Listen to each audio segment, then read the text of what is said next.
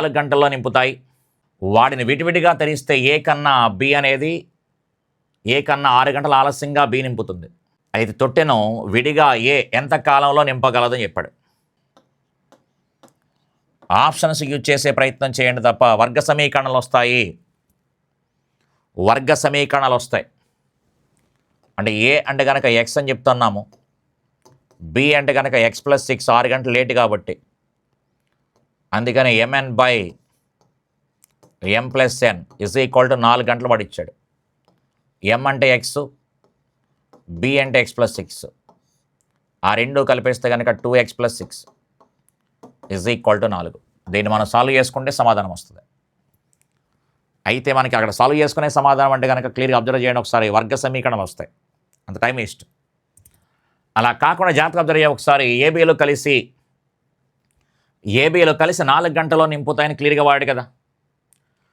AB 2 గొట్టాలు కలిస్తేనే 4 గంటలు నింపుతాయి అన్నప్పుడు మరి ఏ సింగిల్గా పని చేసినప్పుడు 4 గంటల కంటే ఎక్కువ ఉండాలా తక్కువ ఉండాలా? ఎక్కువ ఉండాలి.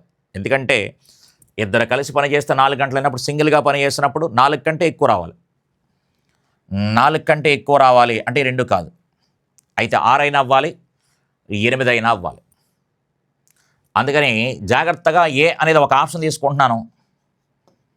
ఆప్షన్ 3 తీసుకుంటే కనుక ఏ